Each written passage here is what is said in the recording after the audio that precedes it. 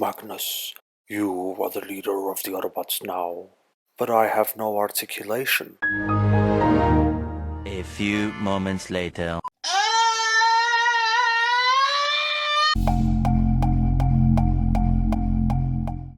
I'm stuck with this guy until Fans Toys gives us a version worth selling vital organs for.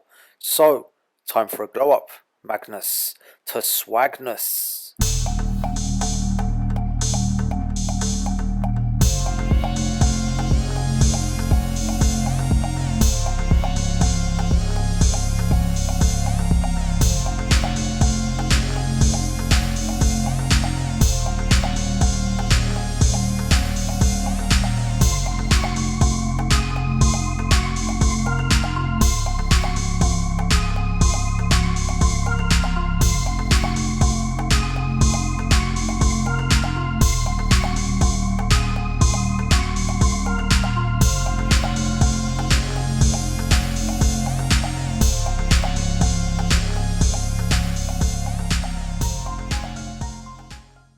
Toy House Factory Hyper Magnum, aka Masterpiece Ultra Magnus. Let's get this guy in the workshop. Starting with his blaster, which is the one he didn't hit a single bot with in the movie. I mean, look at the size of this thing. No idea what colour it's meant to be, so a gloss grey purpley coat will have to do, and oh my primers, check out the filthy seam line. We'll need to fill it in and sand it down. Thankfully, there's only 3 screws in the back of this thing, so taking it apart should be easy. 1, 2, 3. Not sure Grimlock can count that high though. There's a couple of moving parts, but I doubt they use a special fitting. Not sure why the handle is a different colour. Then again, I'm not sure why Magnus comes with a gun. A white flag would have been more appropriate.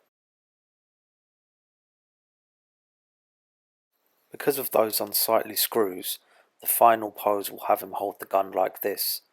Notice how he isn't aiming at anyone.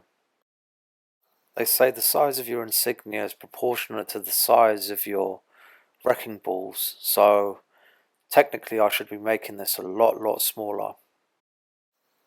Now I don't know if they ran out of side cutters in the factory and used crab claws instead, but these nub marks have to go. Time for a quick round of spot the difference. You seen it yet? How about now? We'll crank the difficulty down to easy.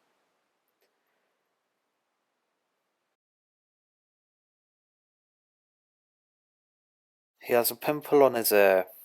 Gotta pop it. Looking through the window reveals the matrix that he doesn't deserve, so that's getting covered up. We have a range of faces to choose from. None of them have any real depth, like Magnus's character.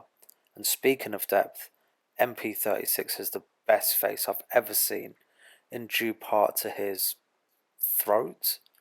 A bit of paint goes a long way in bringing these bots to life, so we'll give Magnus a throat. You can imagine him screaming your favourite lines from the movie, such as "Oh" and "Ah!" I don't like the first face. The second one very much makes him look like a bullied school kid. And this is the screaming coward face. I like it. We'll give this one a makeover.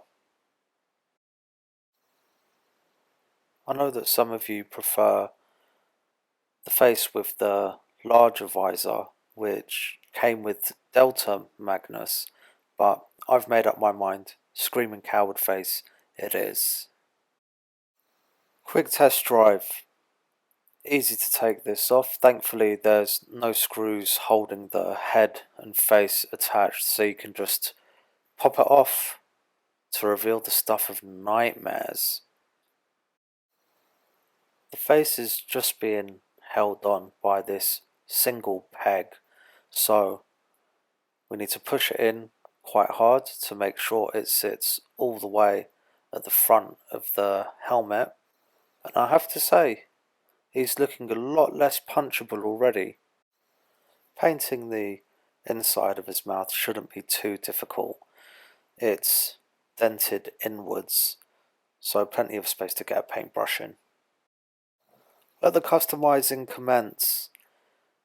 First things first, we'll need to take out all of these screws. I'm using a top of the line screwdriver, which I got free in a Christmas cracker. And there's really no need to push hard. The screws will just come out with relatively small amount of force. Don't get frustrated if the screw feels stuck. Just be patient and it'll come out.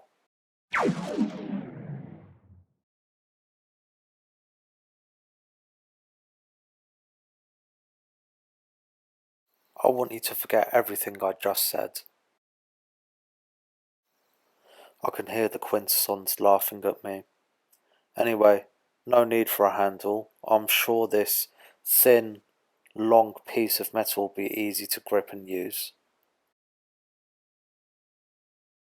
Who would have thought? Turns out I was wrong.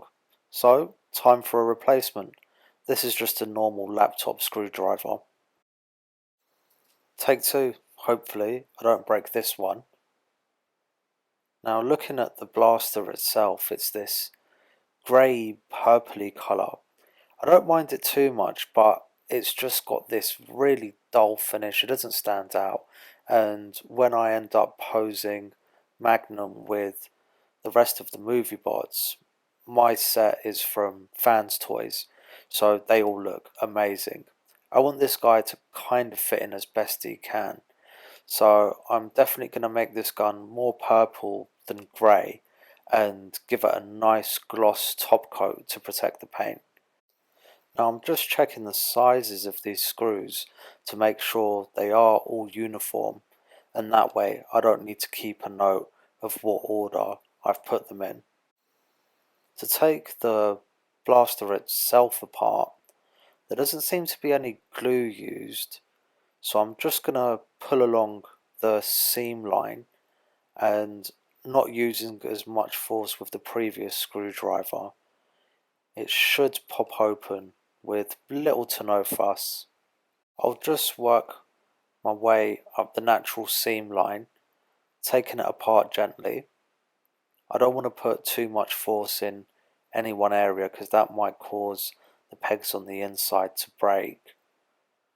Handle comes off easy enough, and this wrist attachment is on the same sort of peg joint, so I can just wiggle that free.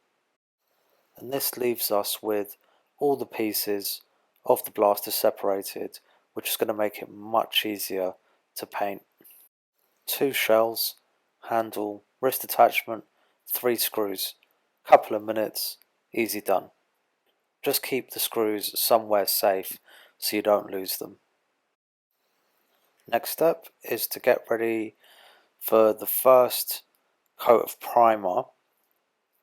Now I'm just looking at that hole there. It seems like the perfect place to pop on my crocodile clip, and it's feeling pretty secure. I don't think it's going to move while we're painting it. I'll do the same for the handle as well. There's already a peg that I should be able to get a good grip on. This side of the blaster, it's got a few bits sticking out, so I should be able to get a clip in there, but I'm going to use one on a stick just so that it's easier to maneuver when we're laying down the paint. And once again, I'm just making sure that it's in there nice and tight. But we seem to have a problem because it's too high up. It's dangling a bit, so the last thing we want is for it to fall off when we're applying any sort of paint in there, but getting it through that middle hole seems to have done the job perfectly. This has got the peg sticking out, so it should be a lot easier to get a clip onto. And again, we're going to use one on a stick because it's quite a big piece and we want to make sure it doesn't move around much when we're trying to paint it. So that's our first step complete. Join me in the next episode where we'll be laying down the Optimus Primer.